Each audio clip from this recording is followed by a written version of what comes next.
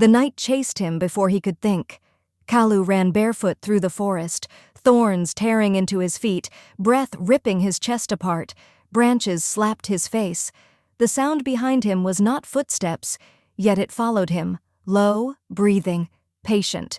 He slipped, hit the ground hard, and rolled just as something unseen brushed past his shoulder. His heart nearly burst.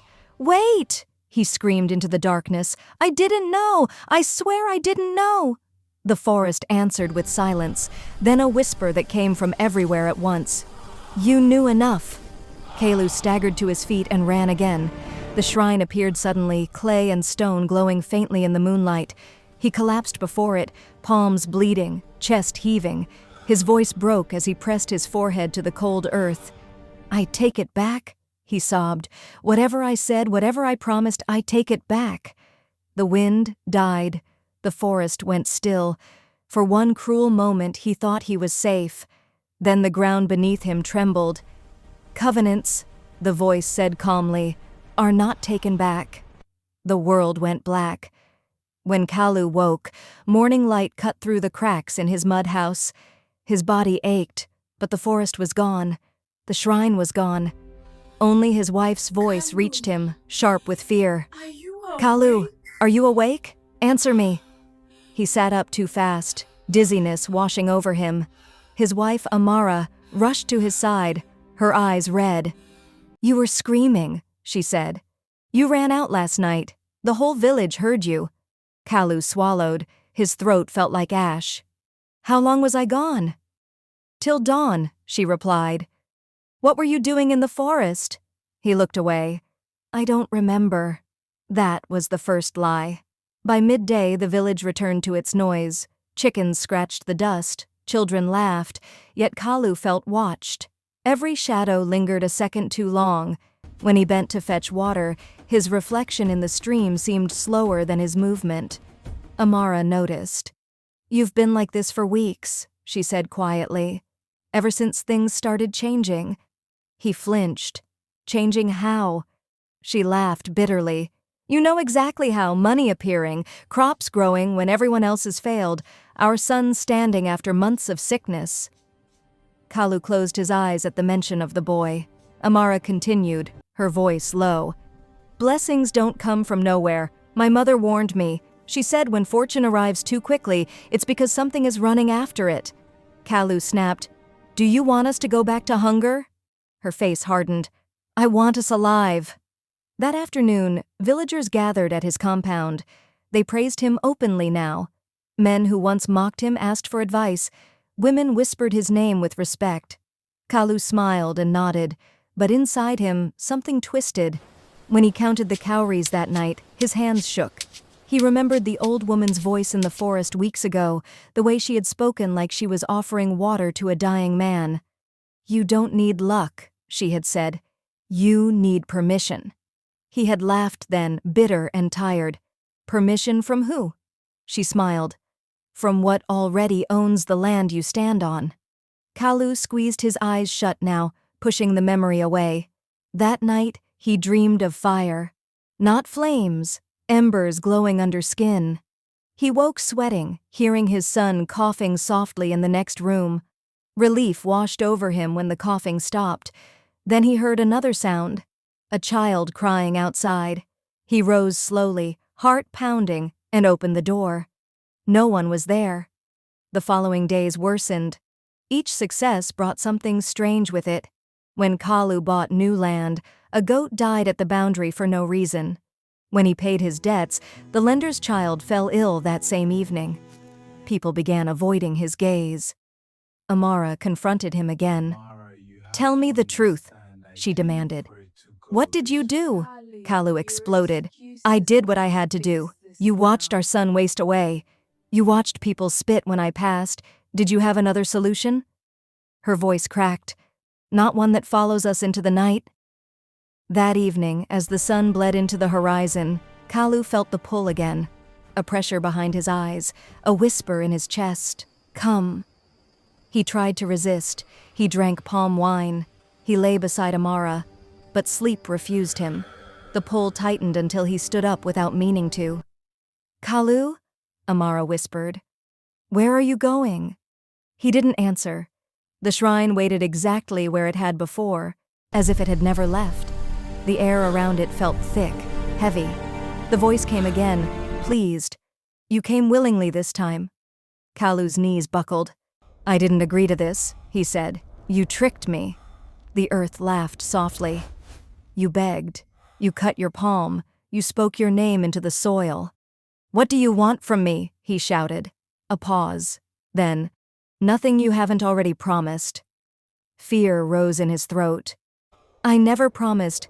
Your first harvest, the voice interrupted. Your gratitude, your obedience. Kalu shook his head. I gave thanks.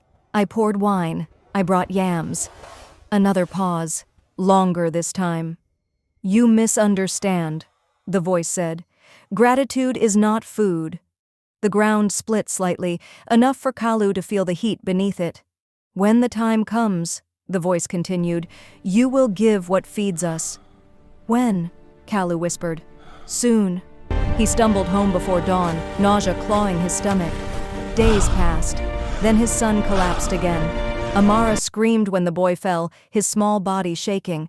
Kalu dropped everything and ran. The healer came, shaking her head.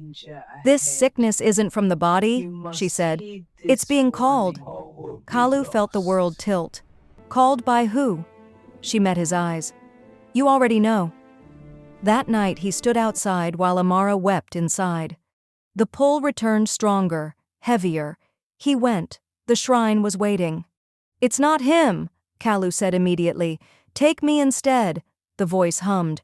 You misunderstand the order. Kalu's heart pounded. Order of what? Of value, the voice replied. You came to us because you had nothing. Now you have something worth collecting. Kalu screamed. He's a child. So were your hunger and your shame, the voice replied calmly.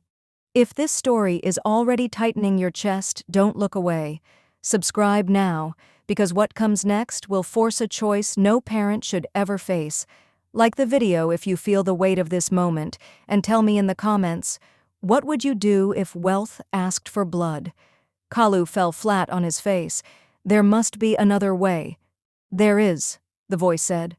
Hope surged painfully. Tell me. Transfer. Transfer to who? Silence stretched. Then softly, someone you love. Kalu's breath caught. Images flashed through his mind. Amara's tired smile, his son's weak laugh, the life he had clawed back from nothing. No, he whispered. Then prepare, the voice said. The covenant does not starve. When Kalu returned home, Amara was awake, sitting beside their son. She looked at him, and understanding dawned in her eyes. You went back, she said quietly. Kalu knelt before her. His voice broke. I was trying to save us. Her tears fell silently. From what? He couldn't answer. Outside the wind rose again, patient, waiting. The wind did not stop after that night. It followed Kalu into his house, into his sleep, into the spaces between his thoughts. Amara barely spoke anymore. She moved like someone already grieving, her eyes always on their son, as if watching him too closely could keep him alive. The boy, Obi, no longer played outside. He sat quietly, staring at corners of the room that held nothing Kalu could see. Sometimes he whispered to himself. One evening, Kalu asked gently, What are you saying? Obi looked up slowly. They said I shouldn't be afraid. Kalu's blood ran cold. Who said that? Obi frowned, confused. The people under the floor. That night, Kalu could not sleep. He sat upright, listening. Every creak of the mud walls sounded like breath. Every movement of the wind felt intentional. When Amara finally spoke, her voice cut through the darkness. I know you won't tell me everything, she said, but answer me this. Is our son safe? Kalu opened his mouth. No sound came out. Amara turned to face him. Even in the dark, he felt her eyes on him. You see, she said quietly, that silence is louder than any confession. The next morning, the village gathered for the market. Normally, Kalu would have been among them, greeted with smiles and envy. This time, people stepped aside when he passed. Conversations stopped. Children were pulled away. An old man spat on the ground as Kalu walked by. "Blood money," he muttered. Kalu spun around. "What did you say?" The man met his eyes without fear. "Blessings that stink don't come from the sky." Kalu raised his hand, then let it fall. He walked away, his chest burning. At the edge of the market, the healer waited for him. "I didn't come to accuse you," she said before he could speak. "I came to warn you." Kalu It is laughed older bitterly. than names. "You're late." She leaned closer. "Whatever you tied yourself to is old, older than this village, older than names. It does not negotiate, and it does not forgive." "There has to be a way out," Kalu said desperately. "There is always a way out," she replied, "but it costs more than what you gained." That evening, the pull returned stronger than ever. Kalu tried to fight it. He locked his door. He prayed to ancestors he had ignored for years. Still, his feet carried him back to the forest. This time, he did not kneel. "You said there was a transfer," Kalu said, his voice shaking with anger. "Explain it." The voice sounded amused. "Everything feeds on something. Fear feeds us best." "I won't give my son," Kalu said. "Then give your wife," Kalu screamed. "She did nothing," the earth responded calmly. "Neither did the land you bled on." Kalu fell to his knees. "Take me, take everything I have. I will live in poverty again. I will beg." The ground rumbled softly. "You misunderstand the weight of your life. You came to us because you were empty. We filled you. Now you want to return spoiled food?" Kalu's hands clenched into the dirt. "Then what do you want?" "A future," the voice replied. "One life opens many doors." Kalu staggered back home, his mind splintering. He didn't see Amara standing in the doorway until she spoke. "They came," she said. His heart stopped. "Who?" "The elders," she replied. "They said the land is angry. They said something must be cleansed." Kalu laughed weakly. "Cleansed how?" "They didn't say," Amara replied, "but they looked at our house when they spoke." That night, Obi screamed. Kalu and Amara rushed to his side. The boy thrashed, eyes rolled back, mouth open in a soundless cry. Then he went still. Amara shook him. "Obi! Obi, answer me!" Kalu dropped to his knees. "No, no, no!" Obi gasped suddenly, sucking in air like he had been underwater. He began to cry, weak and hoarse. Amara sobbed, clutching him. Kalu backed away, terror flooding him. In that moment, he knew. The covenant was tightening its grip. The following day, the elders returned. "This land is cursed," the oldest said flatly. "Something unclean has been invited." Amara looked at Kalu. "Tell them," she whispered. "Please." Kalu said nothing. The elder continued, "If the source is not removed, the curse will spread." "Removed how?" Amara asked. The elder's gaze dropped briefly to Obi, then rose again. "Sacrifice is not always blood," he said carefully. "Sometimes it is separation." Amara understood before Kalu did. Her grip on Obi tightened. "You want to take my child," she said, her voice deadly calm. "We want to save the village," the elder replied. Kalu finally found his voice. "No." The elder studied him. "Then the land will decide." That night, Amara did not sleep. She sat beside Obi, humming softly. At some point, she spoke without turning. "You should have told me," she said. "I was afraid," Kalu replied. She nodded. "So was I. But fear shared is lighter." The pull came again, violent this time. Kalu stood abruptly. "Kalu," Amara said, "where are you going?" "To end this," he replied. The shrine burned brighter than before. The voice sounded eager. "You have chosen," it said. "Yes," Kalu replied. "Me." Silence followed, then laughter, deep, echoing, cruel. "You still don't understand," the voice said. "Your life alone is not enough anymore." Kalu's chest tightened. "You said—" "I said there was a transfer," the voice interrupted. "Not a refund." The ground split wider this time. Kalu felt heat licking his skin. "Choose," the voice said softly. "Your wife, your son, or watch us choose for you." Kalu screamed until his throat tore. "If you're still here, don't leave now. This is the point where most people look away. Like this video if your heart is racing, and comment below, should Kalu sacrifice himself, his wife, or let fate decide?" Kalu stumbled home before dawn. He found Amara awake, as if she had never slept. "It's coming," he said hoarsely. She nodded. "I know." They sat in silence until Obi stirred. "Mama," the boy whispered. "They're angry." Amara kissed his forehead. "I won't let them hurt you." Kalu buried his face in his hands. Outside, the earth groaned, slow and hungry. The village did not wake normally the next morning.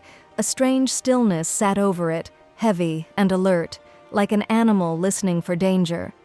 No roosters crowed. Even the dogs stayed quiet. Kalu stepped outside and felt it immediately. The ground beneath his feet was warm. He froze. Amara came out behind him. Obi clutched against her chest. "Do you feel it?" she whispered.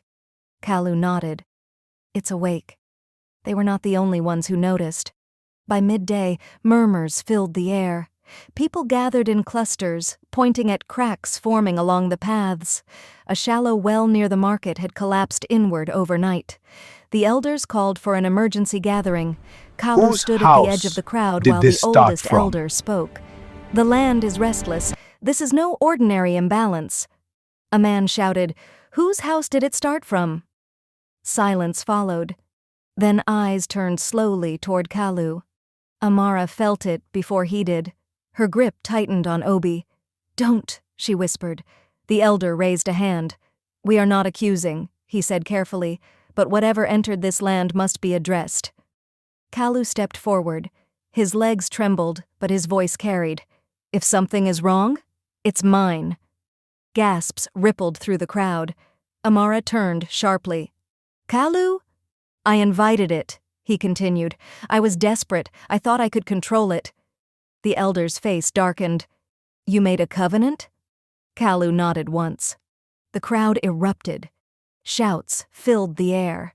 Fear turned quickly to anger. "You doomed us! You sold us!" Amara screamed back. "He was trying to save his family." The elder silenced them again.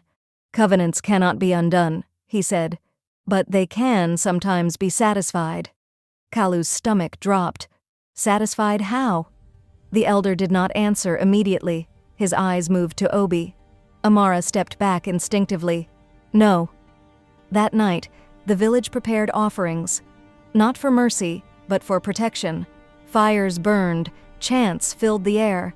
Kalu sat alone in his house, head in his hands, listening to the sounds of fear he had caused. Amara finally spoke. "When you met it," she said quietly, "did it ever say it wanted a child?" "No," Kalu replied. "It said it wanted value." She nodded slowly. "Then maybe we've misunderstood what it feeds on." Kalu looked up. "What do you mean?" Amara met his eyes, steady despite her fear. "It came when you were empty.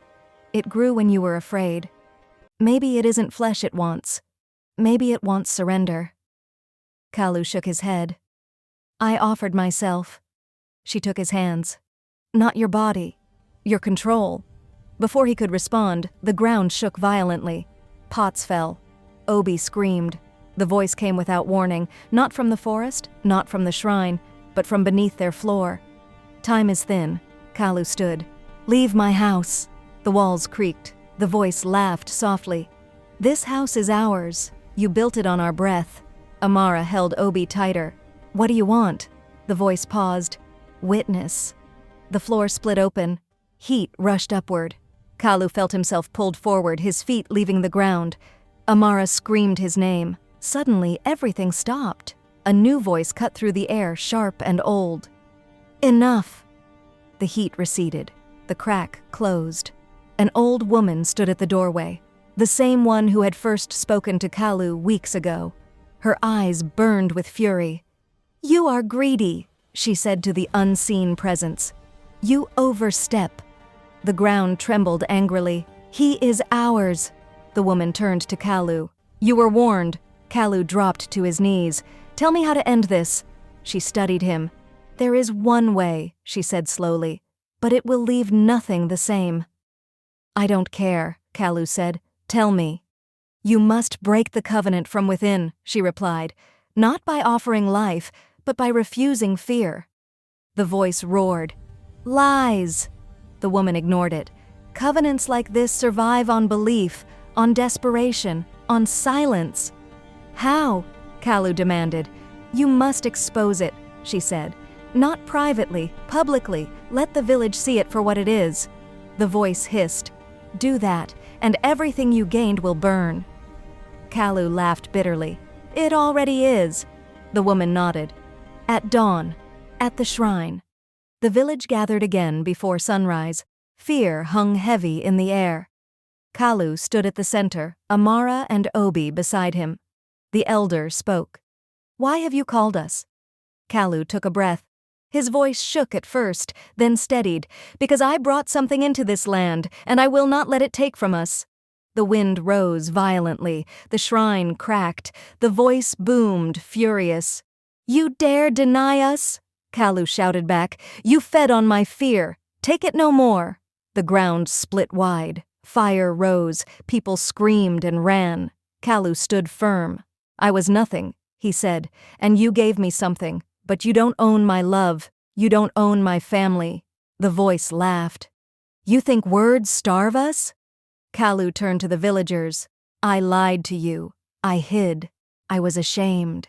That shame fed it." The elder stepped forward slowly. "Then we stand with you." Others joined. Voices rose, not in chant, but in truth. Confessions, fears, regrets. The fire flickered. Amara spoke next, her voice breaking but strong. "You will not take my child." The voice screamed. The shrine collapsed inward. The ground shuddered violently, then stilled. Silence fell. The fires died. The woman smiled faintly. "It's wounded," she said, "not dead, but starving." Kalu sagged, relief crashing into him. Then the voice whispered one last time, weak but cruel. "You will pay." The earth settled. The village stood stunned. The elder spoke softly. "The land will take time to heal." Kalu nodded. "So will we." That night, for the first time in weeks, Obi slept peacefully. But Kalu did not. He stared into the dark, knowing the covenant was not finished with him. If you're still watching, don't stop now. Like this video if you feel the tension tightening, subscribe if you want the ending that decides everything, and comment, do you believe evil ever truly dies, or does it just wait? Outside, deep beneath the soil, something stirred. The days that followed felt borrowed. The village returned slowly to itself, but nothing truly settled. Cracks in the earth closed, yet scars remained. People spoke more quietly. Laughter sounded careful, like it might offend something listening. Kalu worked his farm again, but the soil resisted him. Where crops once sprang up unnaturally fast, now they struggled like honest plants. He welcomed it. Each failed sprout felt like a reminder that the world had rules again. Amara watched him closely. "You think it's finished," she said one evening. "I think it's wounded," Kalu replied. "And wounded things don't always die." That night, the pull returned, but weaker, like a distant ache. Kalu followed it without resistance. He walked to the shrine alone, carrying nothing. The woman waited for him. "You shouldn't be here," she said. "I know," Kalu replied, "but it's calling." She studied him. "You understand what comes next?" Kalu nodded. "It said I would pay." The ground stirred faintly. The voice returned, thin but sharp. "You broke faith." "I broke fear," Kalu replied. "There's a difference." The voice hissed. "You exposed us. You starved us. Now you will seal us." The woman stepped back. "This is where I leave you," she said. "Whatever happens now must be yours alone." Kalu swallowed. "Will my family be safe?" "If you don't hesitate," she replied. The ground split open one final time, not with fire, but with cold. Darkness rose like breath. "Step forward," the voice commanded. Kalu did. The world vanished. He stood in a place without sky or soil. Shapes moved like memories. Voices echoed, not accusing, but hungry. "You owe," they whispered. Kalu felt his fear surge, and then he let it go. "I owed my desperation," he said. "I paid it with truth." The voices recoiled. "You owe obedience." "I owe nothing that costs love." Silence stretched. Then the voice spoke, stripped of its power. "Then seal us with what you value most." Kalu closed his eyes. Images flooded him. Amara's strength, Obi's laugh, the warmth of a simple meal earned honestly. He felt something tear inside him, not pain, but release. "I choose loss," he said. The darkness screamed. Kalu woke at dawn beside the ruined shrine. His body felt hollow. When he stood, dizziness overwhelmed him. He staggered home. Amara saw him and ran. "Kalu!" She held him as he collapsed. "It's finished," he whispered. She searched his face. "What did it take?" He smiled faintly. "Everything that didn't belong to us." Life after the covenant was quieter, harder, honest. The wealth vanished completely. Land returned to normal. People stopped watching Kalu with fear and started watching with respect. But something else was gone too. Kalu no longer dreamed. At first, he welcomed it. Then he noticed the emptiness. Joy came softer. Anger dulled. Fear barely touched him. The healer explained it gently. "When you sealed the covenant, you gave it what it fed on most." "Fear," Kalu said. She nodded. "Including your own." Kalu accepted it. A life without fear felt like peace. Years passed. Obi grew strong. Amara laughed again. The village healed. Then one night Obi asked, "Father, why don't you ever look afraid?" Kalu paused. "Because fear once almost took you from me." Obi nodded, satisfied. But Kalu felt something stir deep inside the earth. That night, the wind rose again, not hungry, but curious. A whisper passed through the land, weak but patient. Covenants never die. They wait. Kalu stood at his doorway, listening, knowing that when temptation came again, it would come wearing a new face. He closed the door. And that was his victory. If you made it to the end, you are stronger than most. Like this video, if this story held you to the last breath, subscribe for stories that warn before they wound, and comment below. Would you have made the same choice, or would the covenant have won? The earth stayed silent, for now.